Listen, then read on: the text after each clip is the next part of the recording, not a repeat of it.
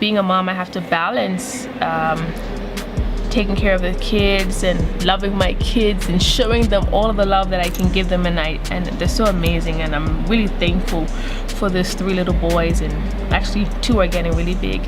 And at the same time, being able to balance mothering with other relationships, with being who I am as a dancer, writer, educator, and not losing myself in the process. A lot of times as mothers, we can lose ourselves and forget who the hell we really were before we became mothers. And I don't blame any mother when that happens, because it's so easy to do.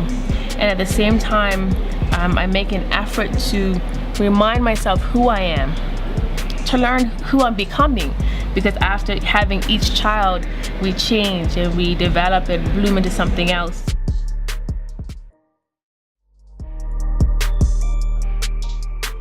So people can, would say, yeah, I'm bitchy, because I rather call it straight up. I always felt like it was better to be honest with the dance crew. I would hate for a crew in Kenya to be given all sorts of praise while here, and then find themselves at an international competition, and the people are like, what the hell? Like, who told you were great dancers? Why didn't you work on this or that or that?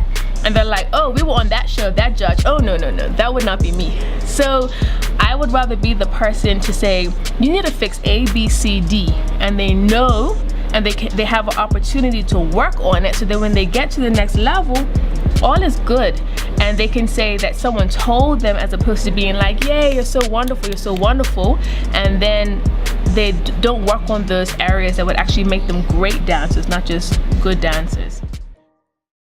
It wasn't until as an adult that I started to love my hair, the natural hair movement, and learning what to co-wash meant and all these types of things. I always loved color. I'd play with color, I'd straighten my hair, and then at a certain point I just said enough.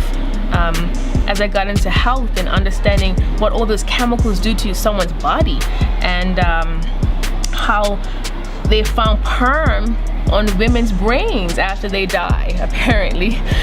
So thinking that those chemicals stay in the body, and then we wonder why women have hormone issues and this and that and whatever, and can't lose weight, because all the chemicals from the hair and what we put on our skin are just really overloading the body and just making everything very toxic. So that's when I had decided to not perm my hair anymore at that point. That was about 13 years ago. It's been a long time. Life after Sakata. You can turn the camera off.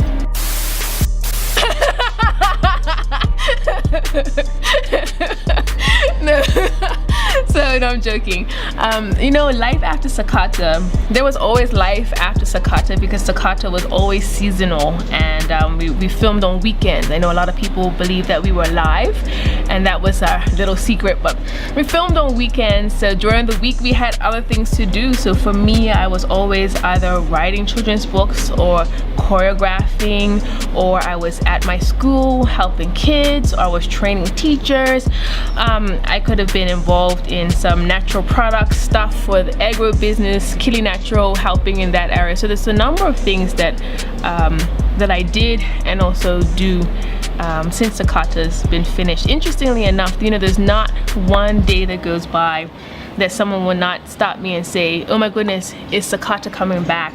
Or when is Sakata coming back? Or even, why did you take it off the air? And I'm like, I was employed by them. I don't own Sakata, believe it or not. So but it's funny how seasons go. Sometimes we're in the spotlight, we're on camera, and millions of people are watching us, and then other times it's time to be quiet and get some work done in other ways, maybe on the computer, making some plans, maybe in different areas. So life after Sakata is interesting. The baby is doing wonderfully. When people saw me last on Sakata, I was very pregnant, so not pregnant anymore. It's been 2 years, and yeah, so there's life after Sakata.